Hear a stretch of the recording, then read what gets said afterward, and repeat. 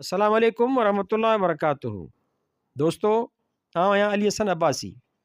किताब आहे कलोड़ा दौरे हुकूमत 1681 ईस्वी खां 1783 ईस्वी। लेखक ग़ुलाम मोहम्मद लाखो। छापो अवल साल 2004 ईस्वी। छापो ॿियो साल 2021 ईस्वी। छपाईंदड़ सिंधी सादगर हैदर चौक गाॾी खातो हैदराबाद सिंध। किस्त 32 फ़ारसी इल्म अदब। अरबी ज़ुबान खे दीनी ऐं तालीमी ॿोली हुजण सबबि फ़ोक़ियत हासिल रही। ॿी सूरत में दरबार मदरसे ऐं आम तालीमी तोड़े तदरीसी मरकज़नि में फ़ारसी ज़ुबान जो चर्चो हो। सरकारी कमकार फ़ारसी ज़ुबान में हलंदो हो। हीअ ॿोली रियासतुनि ऐं मुल्कनि जे विच में राब्ते जी ॿोली हुई। ज़िक्र हेठि दौर में सिंध जे बारे में घणो लिटरेचर हिन ज़ुबान में लिखियो वियो। तारीख़, तज़किरा, मकतूब, शाइरी ऐं मज़हबी उनवाननि ते सवें किताब तयारु कया विया। इन करे कलोड़ा दौर जे अभ्यास जे हवाले सां असां लाइ अॼु बि फ़ारसी ज़ुबान जी वॾी अहमियत आहे। हेठि कलोड़नि जे दौर में फ़ारसी इल्म अदब जी तरक़ी ऐं वाधारे बाबति मुख़्तलिफ़ रुखनि खां मुख़्तसिर रोशनी विधी वेंदी। हुक्मराननि जो हिसो। सिंध जे कलोड़ा हाकिमनि आलिमनि ऐं अदीबनि जी ख़ूब सरपरस्ती कई। तारीख़ूं ऐं तज़किरा हुक्मराननि जी अहिड़ी क़दरदानी ऐं इल्म परवरीअ जे बारे में असांखे घणो मवाद मुहैया कनि था। हुक्मराननि न रुगो कलमकारनि जी सरपरस्ती कई, लेकिन हिंद, मुल्तान ऐं ईरान खां ईंदड़ अदीबनि ऐं शाइरनि जी पिणु माली मदद कंदे खेनि इनाम इकराम तोड़े मनसब ॾिना। ख़ुदि कलोड़ा हुक्मरान अहले कलम हुआ ऐं संदनि कयल इल्मी ख़िदमतूं अॼु बि तारीख़ में पंहिंजी साख क़ाइमु रखियो अचनि। हिन ॾस में कुझु उपटार कजे थी। मियां नूर मोहम्मद कलोड़ो सिंध जो बेदार दिमाग़ ऐं नामवर हुक्मरान, जंहिं 2 सदियुनि खां पोइ सिंध मुल्क खे मुतहद कयो ऐं 35 साल कामयाबीअ सां राॼ कयो। पाण हिकु पढ़ियल लिखियल इंसान ऐं दीनदार शख़्स हो। वटसि बहितरीन कुतुबखानो हो जो नादिर शाह हमले वक़्तु लुटे खणी वियो। मियां साहब फ़ारसी ज़ुबान में पुटनि लाइ हिकु वसियतनामो मंशूर वसियत दस्तूर हुकूमत जे नाले सां तयारु कयो। हीअ किताब 1163 हिजरी 1749 ईस्वीअ में लिखियो वियो। हिन किताब में 33 नुक़्ता ॾींदे पुटनि खे हुकूमत करण लाइ ॼण हिकु आइन ॾिनो अथसि। हिन आइन में सियासत खां हटी करे कुझु ॿियनि लाॻापनि उनवाननि ते बि पंहिंजा वीचार दर्ज कया अथसि। हिन जे अभ्यास ज़रिए ख़ुदि मियां नूर मोहम्मद खे सम्झण में बि आसानी पैदा थी आहे। इब्तिदा में हिन किताब खे पीर अली मोहम्मद राशिदी मुताले हेठि आंदो ऐं उनजो अंग्रेज़ी एडिशन तयारु कयो। हीअ एडिशन अञा न छपियो आहे। उनखां पोइ सैयद हसामुद्दीन राशिदी असुल फ़ारसी किताब 8 तारीख़ी ज़मीमनि सां साल 1964 ईस्वीअ में सिंधी अदबी बोर्ड ज़रिए निर्वार कया। साल 1996 ईस्वीअ में उनजो सिंधी तर्जुमो बि छपियो। हीउ तर्जुमो डॉक्टर अब्दुल रसूल कादरी कयो, जो ग़लतियुनि तर्जुमे ऐं इशाअत सबबि नज़रसानीअ जो मुहताज आहे। मियां नूर मोहम्मद जो ॿियो कुतुबखानो हसन अदाई इंतिखाब आहे। हीअ किताब डॉक्टर नबी बख्श बलोच ॻोल्हे हथु कयो ऐं कलोड़ा इंटरनेशनल सेमिनार 1996 ईस्वीअ जे मौक़े ते वाक़ियात अहवाले कलोड़ा नाले किताब में छपरायो। हिन किताब जे बाबति ख़ुदि नूर मोहम्मद लिखे थो त जुदा जुदा किताबनि मां सुहिणा गुफ़्ता ऐं नुक़्ता चूंडे हसन अदई इंतिखाब जे सूरत में जमा कयो अथमि त मन कंहिं पढ़ंदड़ खे फ़ाइदो थिए।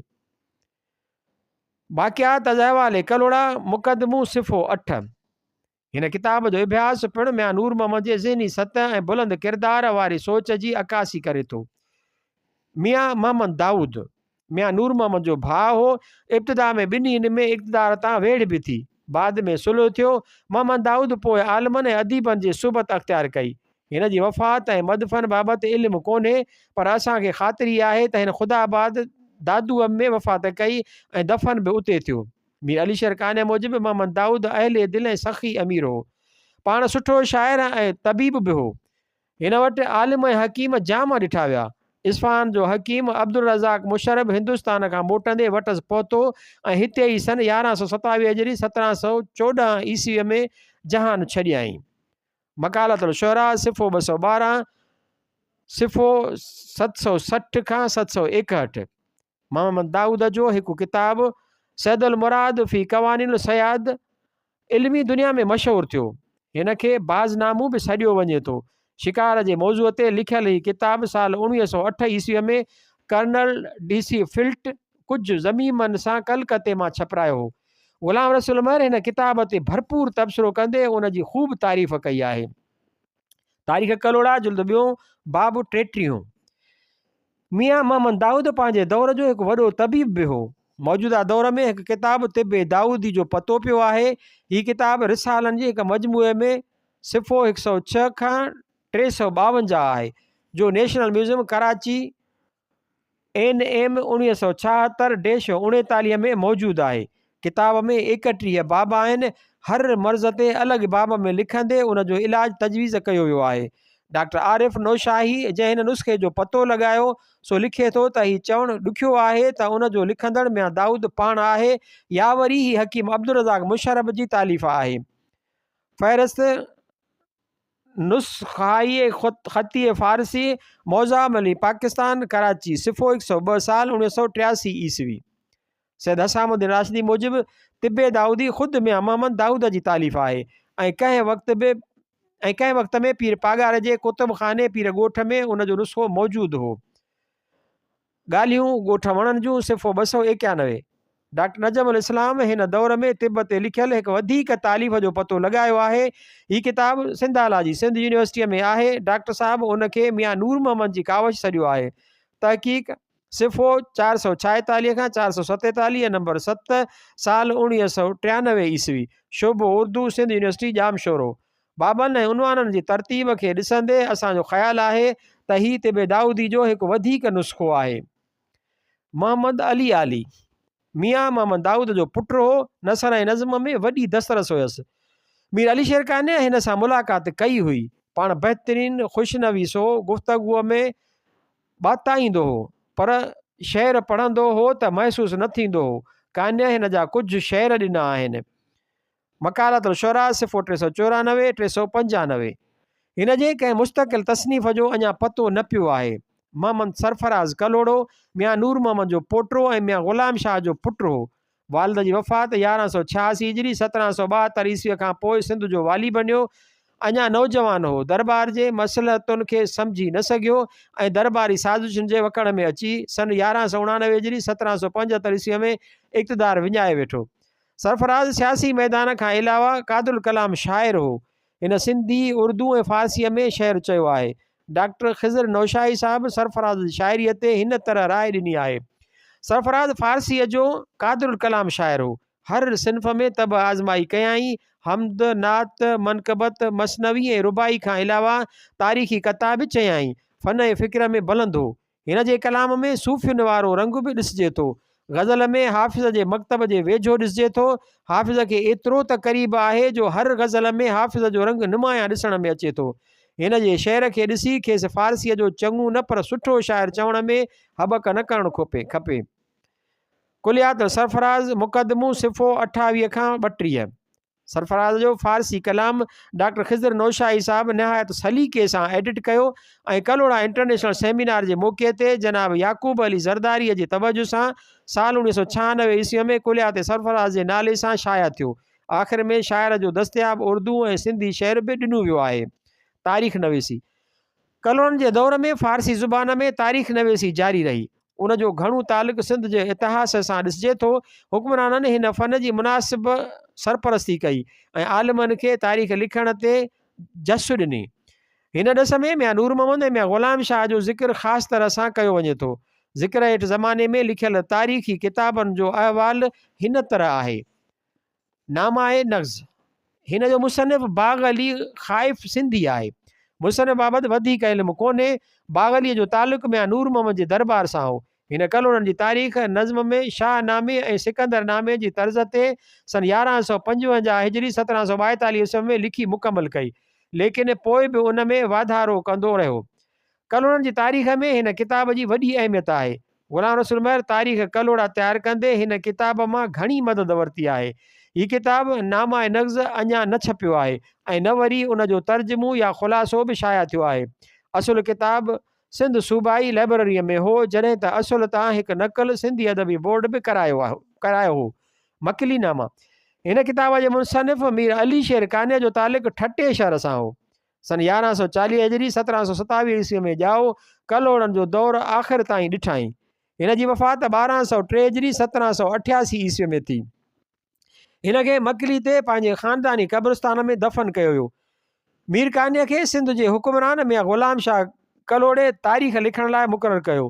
पर हिन खे दरबारी रंग रास न आयो, इन करे वापसि ठटे पहुची हिकु आज़ादु लेखक तौरु कमु करणु लॻो। मीर खाने 1175 हिजरी 1761 ईस्वीअ में मकलीनामा तयारु कयो। हीउ मुख़्तसिर रिसालो नसर ऐं नज़्म में आहे, जंहिंमें मकली जी तारीख़ी माॻनि जो ज़िक्र कयाई। सैयद असामुद्दीन राशिदी साहिबु हिन किताब खे मुफ़सिल सिंधी हाशियनि ऐं ज़मीमनि तोड़े तस्वीरुनि सां सींगारे साल 1967 ईस्वीअ में सिंधी अदबी बोर्ड ज़रिए मंज़र ते आंदो। राशिदी साहिबु मरहूम जी अथाह महिनत सां हीउ हिकु यादगार तारीख़ी किताब थी पियो आहे।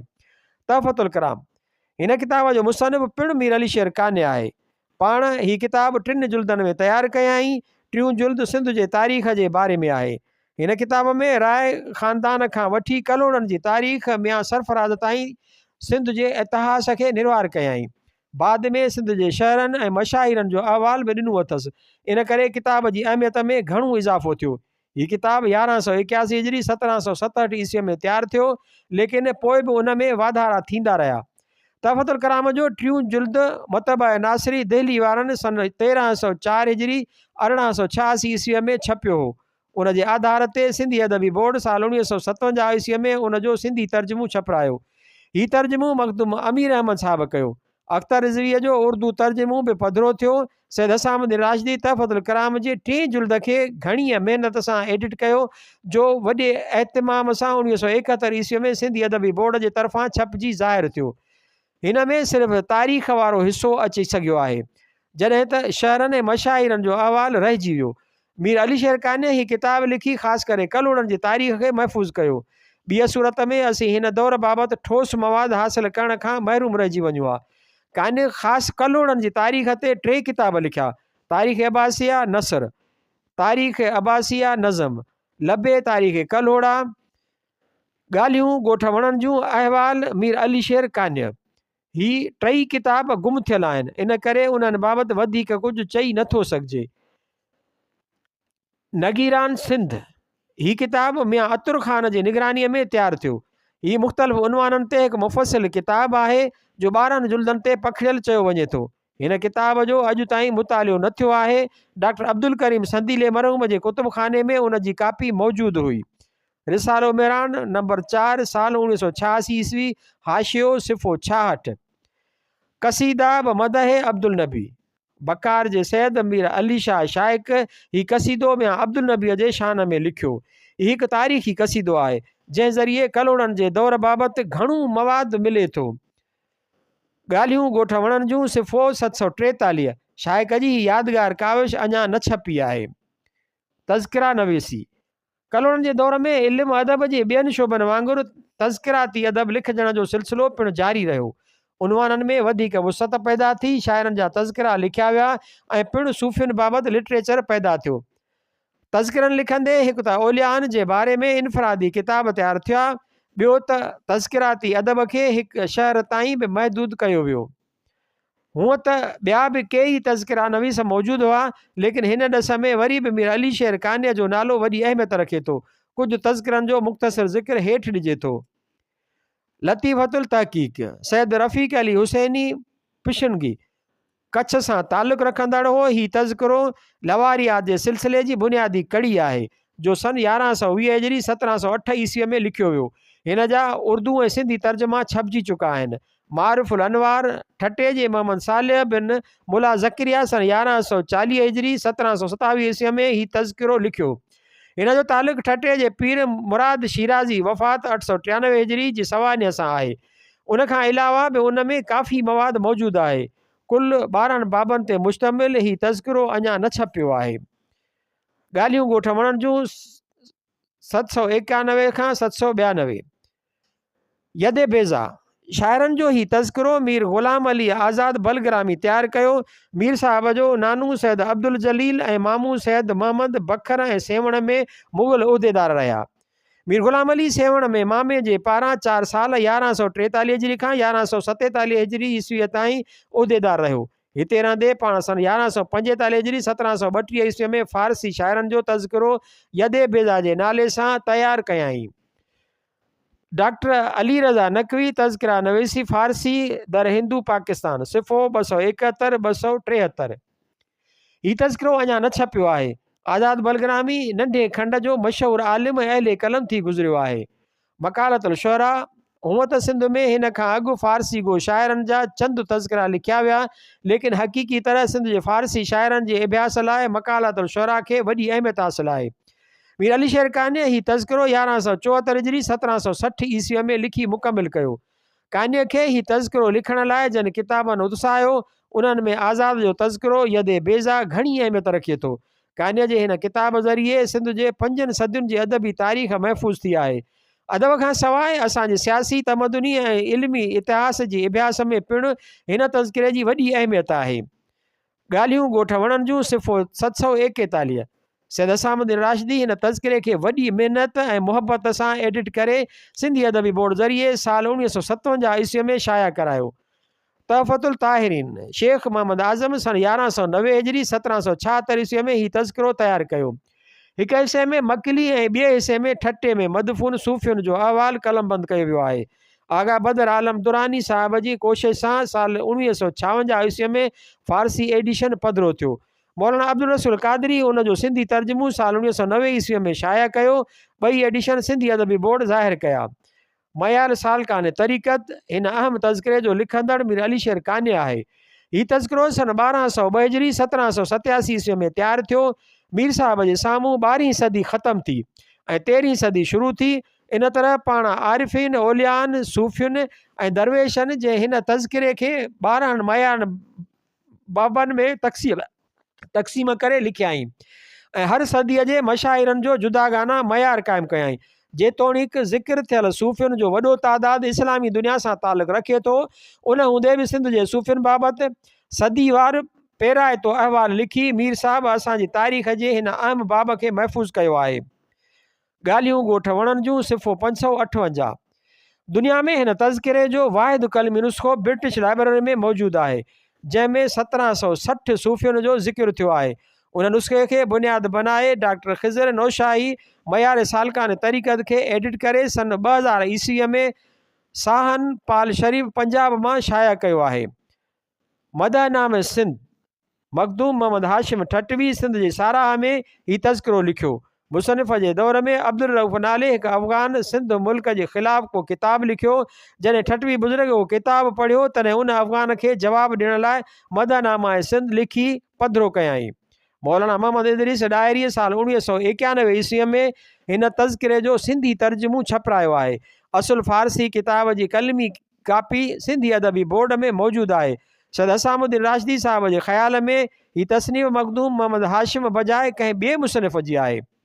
इनशाए मकतूबात हुकूमत जे दस्तूर क़ाइदनि कानूननि जी पैरवी ऐं रोज़मर्रा जे सरकारी कमनि उकलाइण लाइ दरबार में मुंशी रखिया वेंदा हुआ।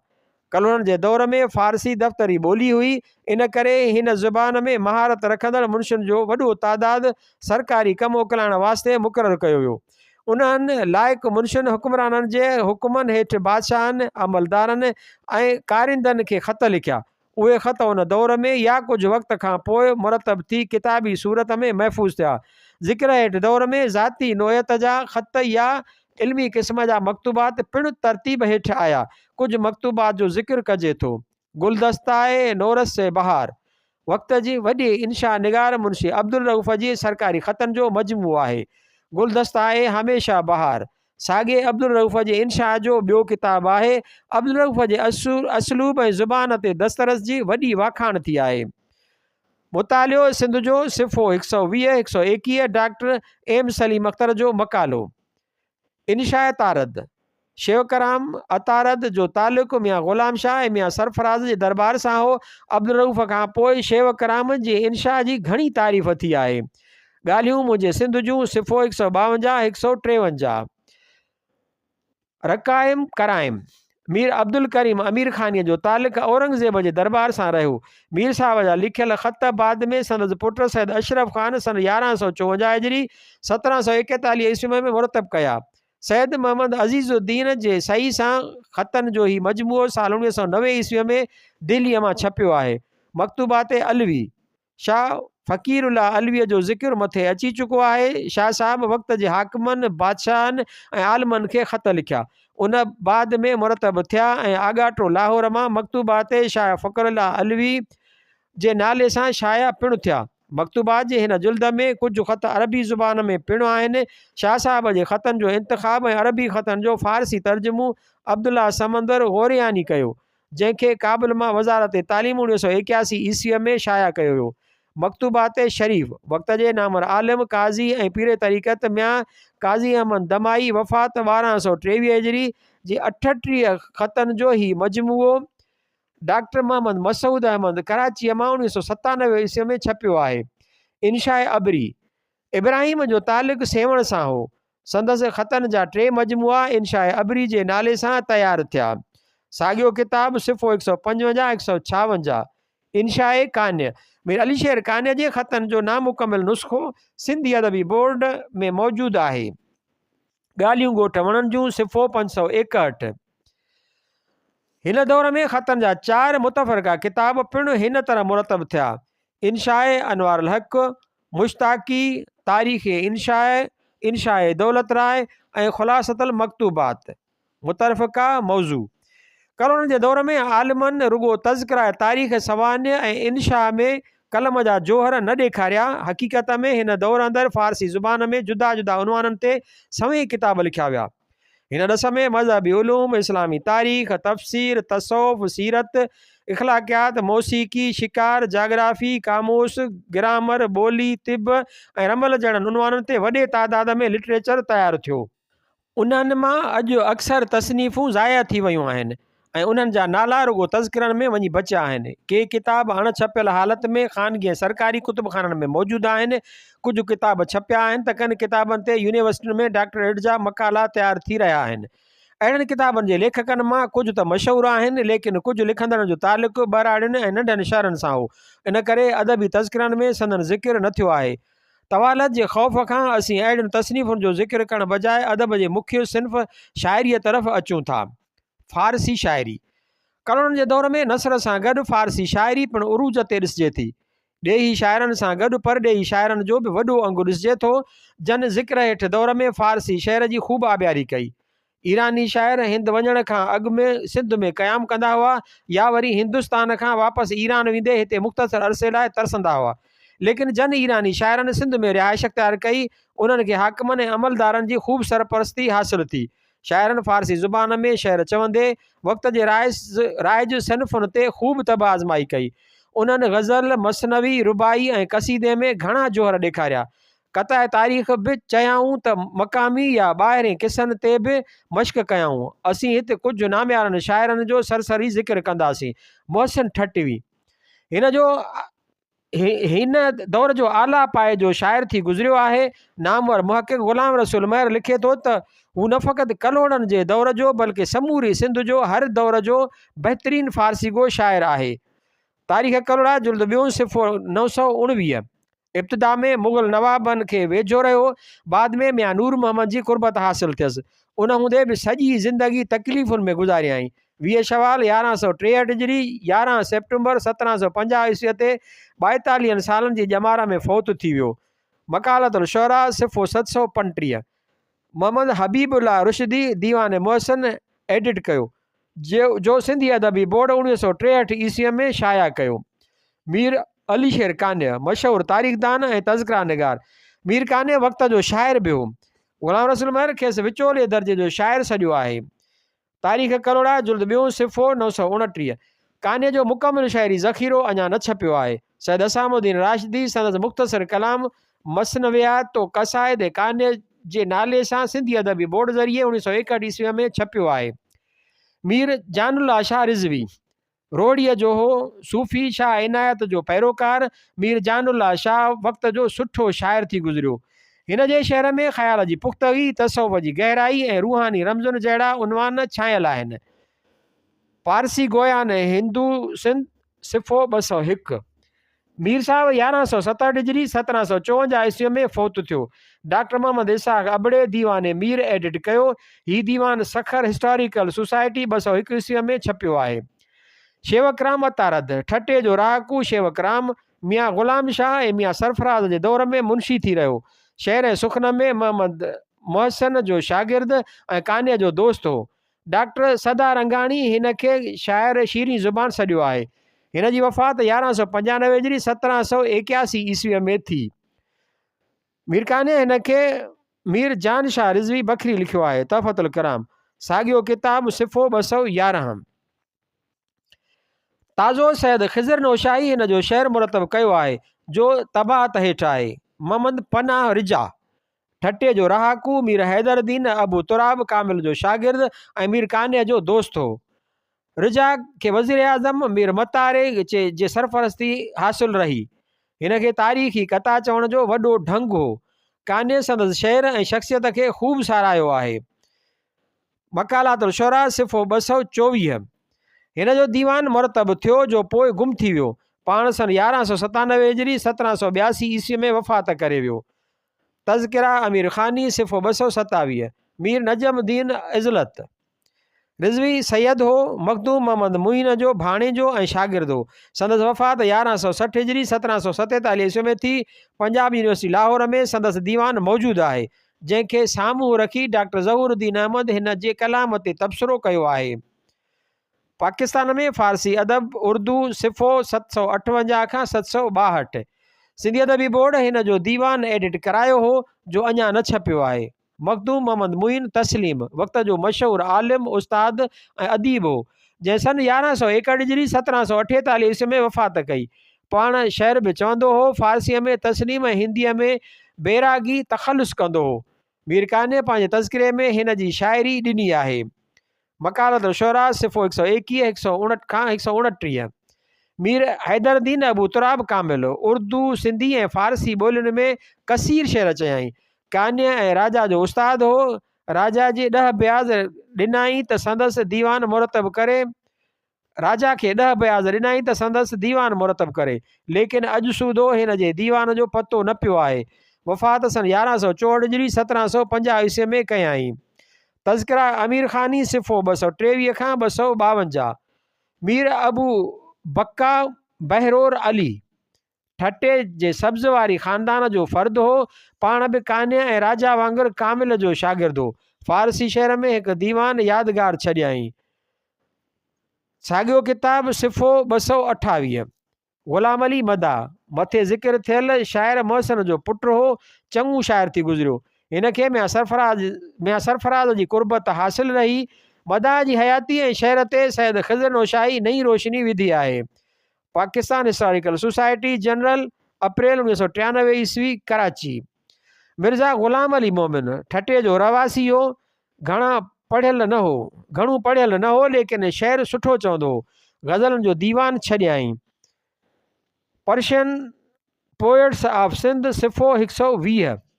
उन्हनि नामवर शाइरनि खां सवाइ ज़िक्र हेठि दौर कुझु वधीक शाइर हिन रीति आहिनि: शेख मोहम्मद महफूज़, शेख मोहम्मद मुरीद, कमरदीन इशरत, बालचंद, हसन बख्श अज़हर ऐं ठारियोमल।